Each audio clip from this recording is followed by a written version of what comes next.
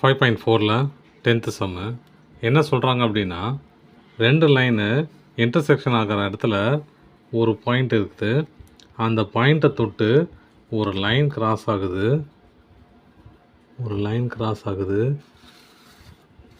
இந்த லைனுக்கு பர்பண்டிகுலராக ஒரு லைன் இருக்குது. அதோட ஈக்குவேஷன் அது 4x - 7y + 13 = 0. ஓகேங்களா? இப்போது இந்த ஸ்ட்ரெயிட் லைனோட ஈக்குவேஷன் என்னான்னு கேட்குறாங்க. அவ்வளோதான், வேறு எதுவுமே இல்லை. நான் என்ன பண்ண போகிறேன், முதல்ல இந்த பாயிண்ட்டை கண்டுபிடிக்க போகிறேன்.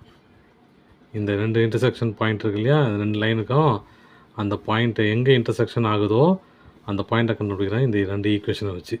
அதுக்கப்புறம் நம்ம உள்ளே போகலாம் சம்குள்ள. சொல்யூஷன் இப்போ என்ன கொடுத்துருக்காங்க, 2 ஈக்குவேஷன் இல்லையா, 5x - 6y = 2, அப்புறம் 3x + 2y = 10. இது ஈக்குவேஷன் 1, இது ஈக்குவேஷன் 2. இப்போது இந்த 2 ஈக்குவேஷனையும் நான் என்ன கண்டுபிடிக்கணும், எக்ஸு ஒய்யும் கண்டுபிடிக்கணும். ஏன்னா இந்த பாயிண்ட்ஸ் இருக்குது இல்லையா, இந்த இன்டர்செக்ஷன் பாயிண்ட்டு, அதை கண்டுபிடிக்கணும்னா எக்ஸு ஒய் கண்டுபிடிக்கணும். அப்போ ஏதாவது ஒன்று கேன்சல் பண்ணால் தான் எதனா ஒன்று கிடைக்கும் இல்லையா. அப்போ நான் என்ன பண்ணுறேன், ஏதோ ஒன்று கேன்சல் பண்ணுறதுக்காக நான் 6 ஒய்யை கேன்சல் பண்ண போகிறேன். அப்போ நான் என்ன பண்ண போகிறேன், இந்த ஒய்யை கேன்சல் பண்ணி எக்ஸை கண்டுபிடிக்க போகிறேன்.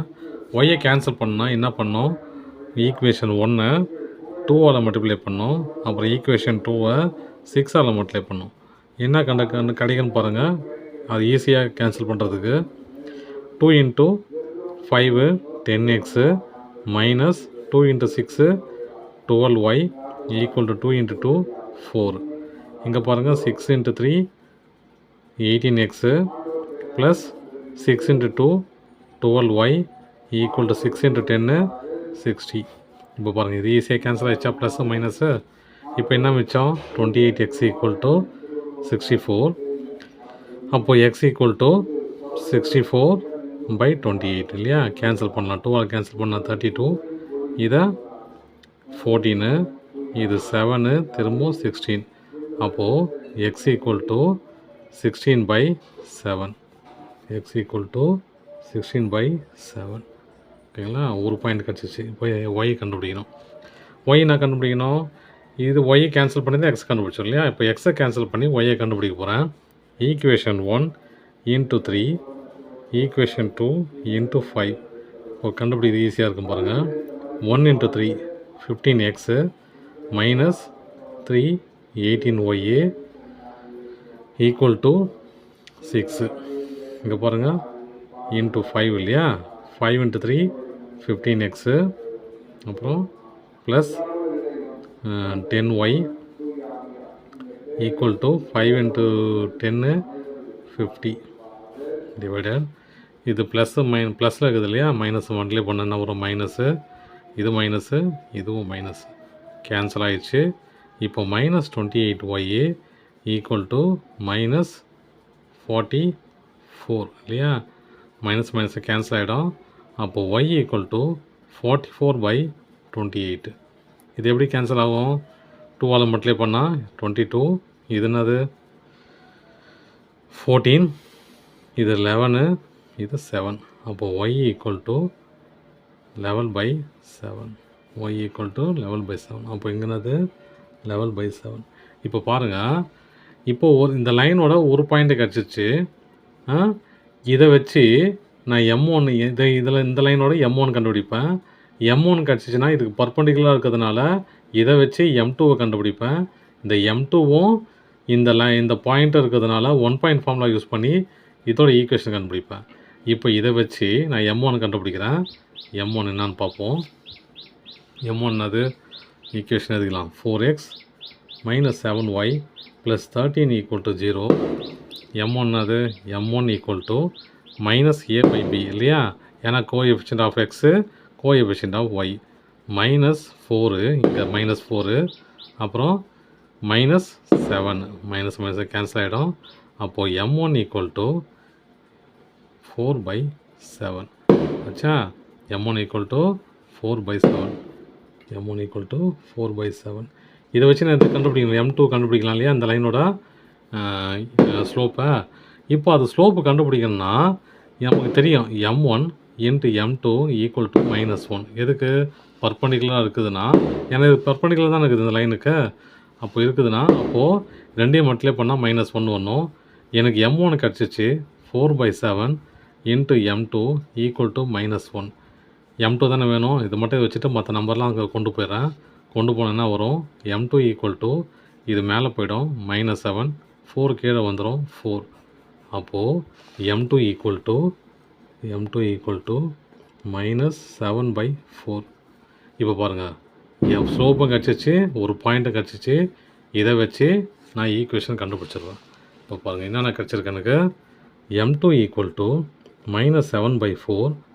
அப்புறம் வேறு என்ன கிடச்சிருக்கு, 2 பாயிண்ட் கிடச்சிச்சு இல்லையா, இன்டர்செக்ஷன் பாயிண்ட்டு 16/7, 11/7. இப்போது 1 பாயிண்ட் ஃபார்முலா என்னது, y minus y1 equal to m into x minus x1 இல்லையா. இது x1 எடுத்துங்க, இதை y1 எடுத்துக்கலாம். y minus 11/7 equal to m into இல்லையா -7/4 இன்ட்டு இது என்ன ஆகிடும் x மைனஸ் 16/7. இந்த 7 கிராஸ் மல்டிப்ளை பண்ணிக்கலாமா? பண்ணால் என்ன வரும் பாருங்கள், 7y minus 11 whole divided by 7 ஆச்சுங்களா, ஈக்குவல் டு -7/4. இது என்ன ஆகும் 7x இல்லையா, மல்டிப்ளை பண்ணால் 7x minus 16 divided by 7. இந்த டினாமினேட்டரில் இருக்கிற 2 7 கேன்சல் ஆகிடும். கேன்சல் ஆச்சா ரொம்ப சிம்பிள் ஆகிடும் சம் இல்லையா. இப்போ என்ன ஆகிடும், அது என்ன மிச்சமாக இருக்குது நமக்கு, என்ன மிச்சமாக இருக்குது 7y minus 11 equal to -7/4 7x minus 16 இல்லையா. இந்த 4 இந்த பக்கம் கொண்டு வந்துடுறேன். கொண்டு வந்தால் என்ன வரும் பாருங்கள், 4 into 7y minus 11 equal to -7 into 7x minus 16. Multiply பண்ணிக்கலாமா. 4 into 7 28y minus 4 into 11 44 equal to minus into plus minus 7 into 7 49 x minus into minus plus 16 into 7 7 5 are 35 இது 42 2 4 1 7 7 11 112 இல்லையா. அப்போது 112 இது எல்லாமே நான் அந்த பக்கம் கொண்டு போகிறேன், ஏன்னா ஈக்குவேஷனை ஃபார்மேட் பண்ணோம் இல்லையா. அதனால் அப்போ என்ன இருக்குது -49x அப்படியே இருக்குது. அப்புறம் என்ன இருக்குது, இந்த ஒய் இந்த பக்கம் கொண்டு வந்தால் இது ப்ளஸ்ஸு மைனஸ் ஆகிடும் -28y. இது ஏற்கனவே +112 இருக்குது. அப்புறம் இதை இந்த பக்கம் கொண்டு வந்தால் ப்ளஸ் ஆகிடும் +44 ஈக்குவல் டு 0 ஆச்சா. இப்போ பாருங்கள், இதை ஆட் பண்ணிக்கலாம். -49x -28y +112 44 எவ்வளோ வரும் 6 5 1 156 ஈக்குவல் டு 0. இந்த மைனஸ் வரக்கூடாது இல்லையா எக்ஸில், எக்ஸ் டேர்மில் ஃபஸ்ட்டு டேர்மில்.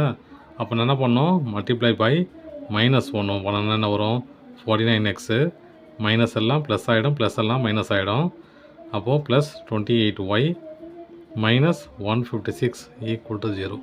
அவ்வளோதான் ஈக்குவேஷன்.